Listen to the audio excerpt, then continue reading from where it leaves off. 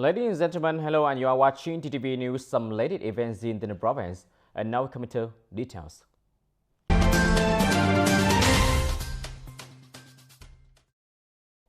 Ladies and gentlemen, in the morning of July 19, in order to evaluate the judicial's working in the first 6 months of the year and implement the work in the last 6 months of 2022, the Ministry of Justice held an online conference to 63 provinces and cities across the country. Mr. Lê Thành Long, member of the Party Central Committee, Minister of the Justice, chaired the conference. Attending the conference at the Bridgeport of TayNinhTV Province, there was Mr. Phạm Nhân Đặng, Director of the Department of Justice of TayNinhTV Province. To hold judicial branch implemented all areas of activity simultaneously and fully in the first 6 months of 2022, the Ministry and the Justice sector place a high importance on consulting work on the development and improvement of institutions and legislation. The Ministry of Justice has worked closely with other ministries and sectors to develop proposals for the government's consideration and submission to the National Assembly for approval of the 2023 Law and Audience Development Program, as well as to adjust the Law and Audience Development Program for 2022. The Justice sector has also addressed a large number of requests from individuals and enterprises in the areas of judicial administration, judicial supplement, particularly in the issuance of judicial record papers, authentication, notary, and judicial assistance. Delegates from provinces and centrally run cities met at the meeting to address topics like construction work, distributing, educating, and coordinating law enforcement, civil judgment enforcement, civil status, authentication, judicial record work, judicial support work, and legal assistance are all areas of expertise. Mr. Lê Thành Long stated at the conference conclusion that the justice sector will continue to closely monitor the issue programs and plans in the future, continue to put solutions in place to meet the aims and tasks of civil judgment enforcement, civil status work, authentication, judicial record, judicial support work, and legal aid in the final 6 months of 2022. On July 19, the Ministry of Public Security held an online conference to review the implementation of Resolution number 26, dated April 13, 2015, of the Central Public Security Party Committee on promoting the application and development of information technology to serve the needs of the police working in the new situation. General Tô Lâm, Politburo member, Secretary of the Central Public Security Party Committee, and Minister of Public Security. After 7 years of implementing Resolution number 26 of the Central Public Security Party Committee and the Action Plan of the Ministry of Public Security, after 2 years of implementing Directive number 6 of the Information Technology Department, the field of information technology in the People Police has made remarkable progress. Information technology technical infrastructure is increasingly invested in seriousness and in-depth. Information system, database, and software initially meet the requirements of security, intelligence, police, force building, logistics, engineering, judicial enforcement and support, health, education, the execution of e-government, construction, administrative reform in the People Police, and the supply of public administrative services to agencies, organizations, businesses, and people have been prioritized and have yielded significant outcomes.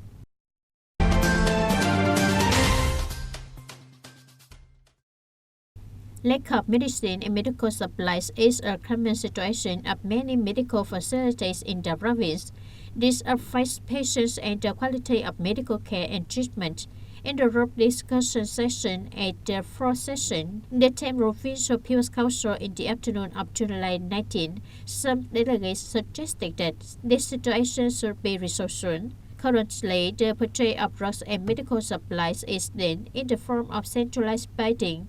In particular, the purchase of drugs for treatment at medical facilities is carried out every year.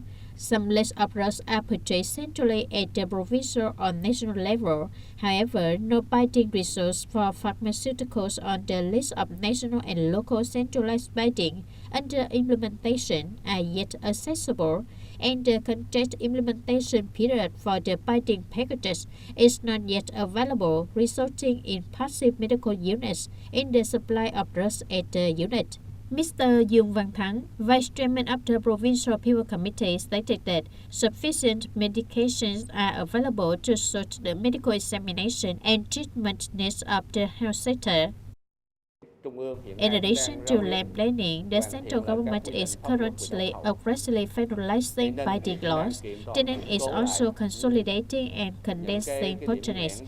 The province is also directing significantly in road binding, and the immediate future is to enhance the machinery of the health sector to take on the work. Drug shortages are not possible locally or in certain hospitals, as voters have reflected.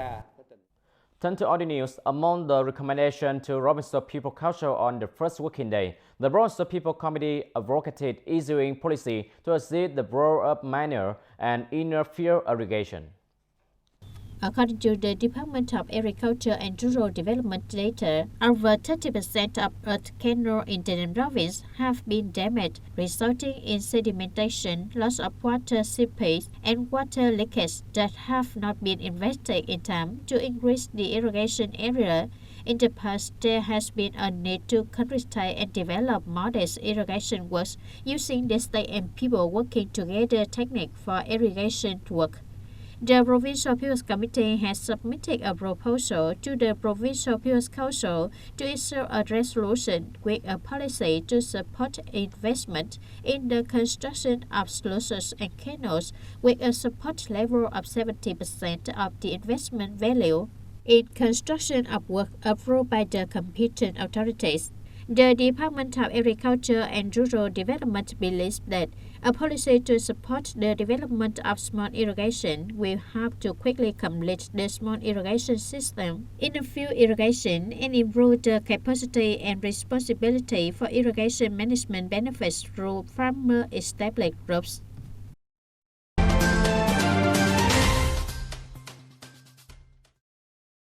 The organizer of the Vietnam-Thailand Food and Trade Fair have applied for permission and been extended the fair until the end of July 24, instead of July 19 as original plan.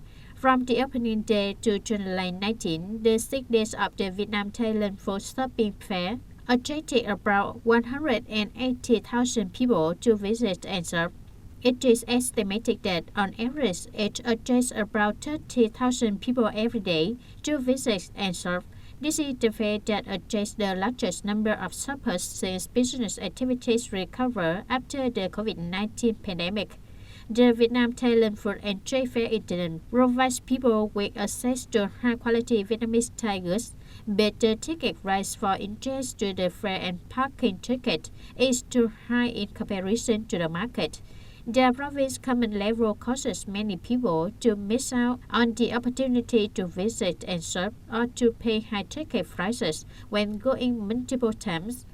For shopping fair, Vietnam-Thailand retains the automobile 10,000 Vietnam dong per one motorbike and sells admission ticket for 30,000 Vietnam dong per person from 3 p.m. tonight. The right of turn-by-turn parking at parking lots is funded by the state budget. Bicycles, including motorbikes and electronic bicycles at night, are 3,000 Vietnam dong per unit. Electric motorbikes, two-wheel motorbikes is 6,000 Vietnam dong per unit. Passenger car is a car that carries people up to 9 seats, which is 15,000 Vietnam dong per unit. In the remaining areas and vehicles, based on the scale of investment and the actual management situation, car parking organizations and individuals shall specify the suitable prices and collection of car parking services, but not exceeding 1.5 times the price specified in parking lots invested with state budget capital. Another problem that worries many shopping visitors is the large number of visitors to the fair each day. The assurance of food safety and hygiene at food stores should be monitored more closely. The fair's operating time lasts until July 24. The organizers need to consider adjusting the entrance ticket price and parking ticket at a more appropriate level. The audience over the past time voters have been relating and petitioning about the delay in the handling of administrative procedures in the land sector by the authority. causing many troubles for the people. Reporter recorded into District Goyao and Bến Cầu to find out the cause.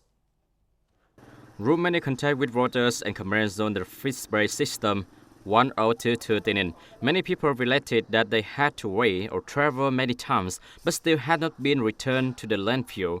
The Receiving and Return Reserve Department of the district said that the number of applications after the first month of the year increased sharply compared to the same period, leading to overload. For example, in Bến Cầu district, from the beginning of the year to July 8, Bến Cầu district received 15,905 dossiers. The settlement results are as follows. The number of lately settled applications is 2,164 applications. Number of overdue applications 450 applications, accounting for 2.8% of the total number of applications. In many cases, the processing of the application took several months to complete.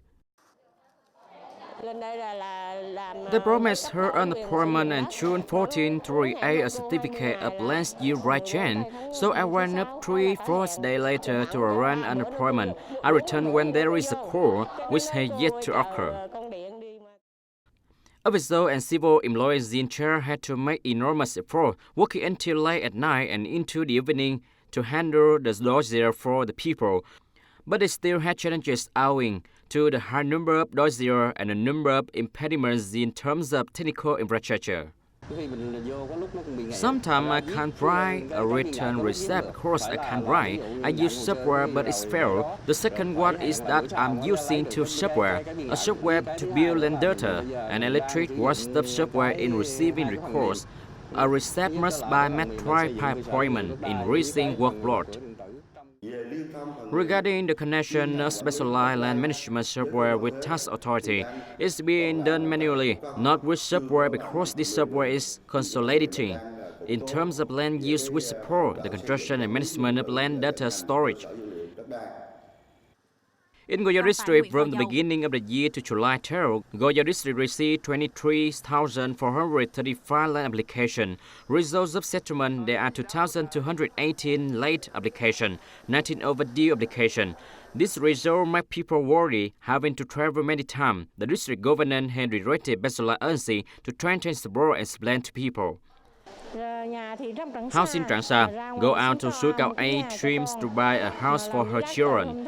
Make land paper from February to now. The employment paper is May 31st. The employment has 2 weeks, but now the month has not yet. Today, July 12, but not yet. Go and ask all the time.